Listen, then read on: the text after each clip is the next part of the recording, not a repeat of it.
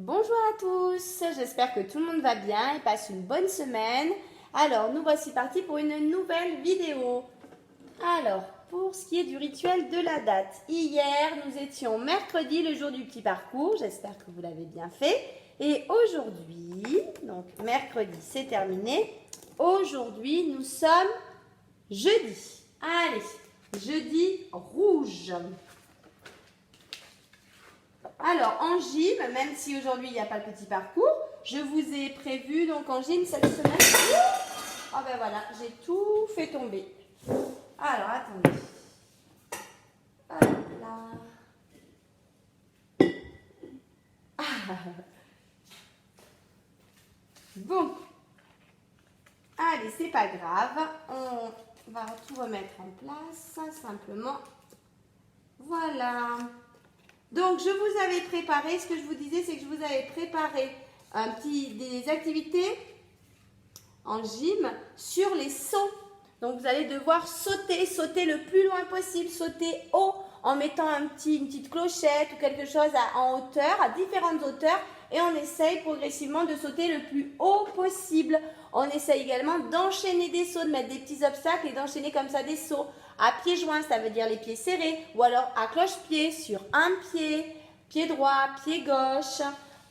On peut se chronométrer, faire une petite course. Si on a un frère ou une sœur, on peut essayer de faire une course avec deux parcours d'obstacles à côté. Voilà. En tout cas, il faut travailler le fait de sauter. Et ce qui n'est pas évident pour tous, c'est sauter pieds joints ou à cloche-pied. Donc, on s'entraîne bien à ça. Donc, voilà. On va commencer donc par une petite écoute musicale. Une écoute musicale sur Pierre et le loup. Donc, c'est parti. Je vous mets Pierre et le loup de Prokofiev. On réécoute donc cette belle histoire. Cette belle histoire, ce joli conte surtout musical avec cet orchestre. C'est très très beau à écouter. Allez, c'est parti. Je vous mets l'histoire. C'est mieux si je mets le son.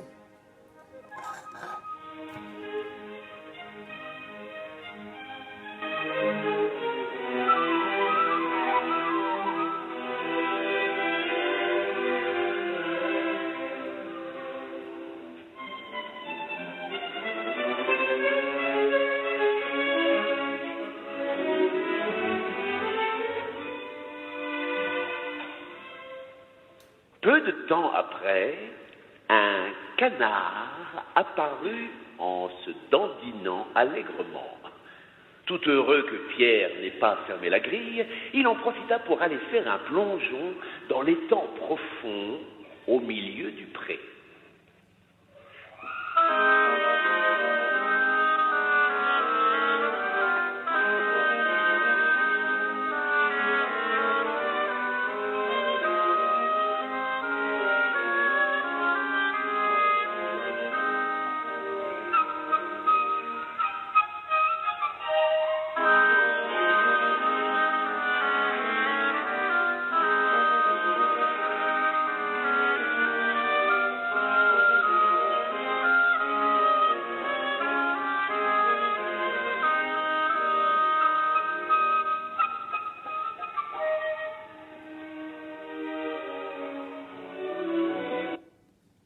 Voilà une petite écoute d'un petit extrait donc de Pierre et le loup de Prokofiev. Alors, on travaille toujours sur le mot loup, donc avec ses 4 lettres et son L. Et cette semaine, on travaille vraiment sur le L. Alors, certains qui ont un L dans leur prénom, ça les arrange bien, comme ça leur permet de bien travailler. On a fait donc le L avec des petits objets qu'on a trouvés dans la maison. On s'est également entraîné avec cette fiche. On peut le refaire plusieurs fois. C'est vraiment, il faut s'entraîner.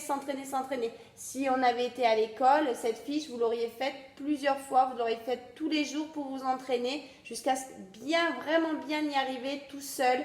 Là, papa et maman peuvent vous guider, vous-même vous tenir la main si jamais pour guider le geste, hein, si ce n'est pas très précis ou si vous avez des petites difficultés à suivre le tracé.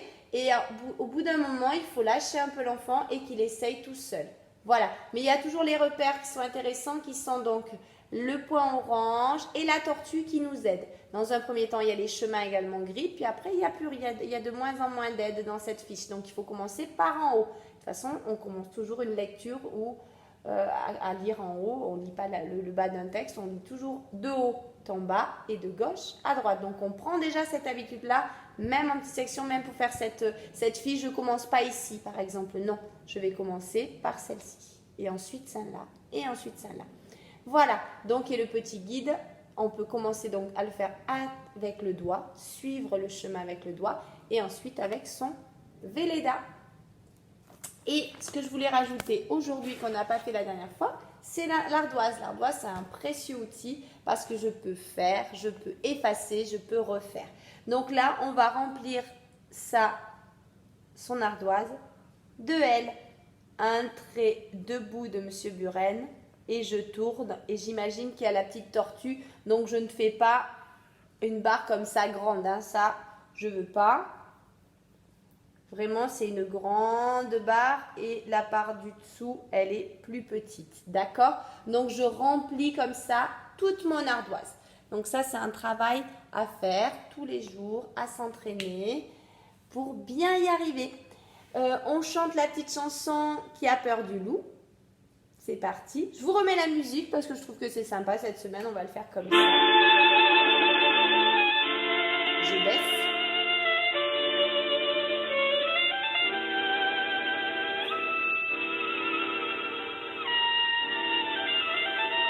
Allez, maintenant il faut chanter avec nous. Hein.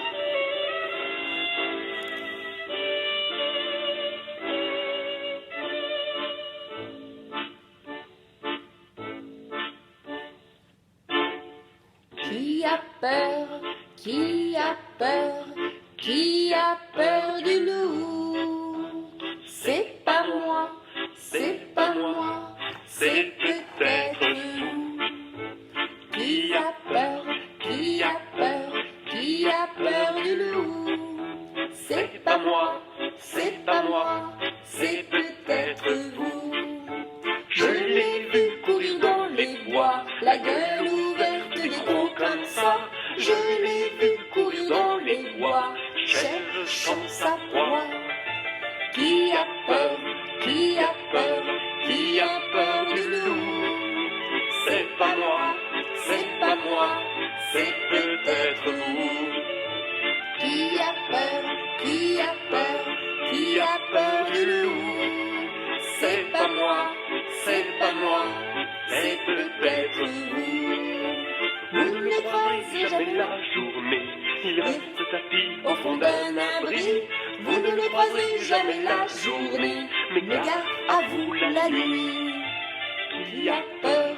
Qui a peur? Qui a peur du loup? C'est pas moi, c'est pas moi, c'est peut-être vous. Qui a peur? Qui a peur? Qui a peur du loup? C'est pas moi, c'est pas moi, c'est peut-être vous. Il sort des bois à la nuit tombée, seule la lune peut le voir passer. Des milliers d'étoiles brillent dans la nuit, ses yeux scintillent aussi. Qui a peur? Qui a peur? Qui a peur du loup? C'est pas moi, c'est pas moi, c'est peut-être vous. Qui a peur? Qui a peur? Qui a peur du loup? C'est pas moi, c'est pas moi, c'est peut-être vous.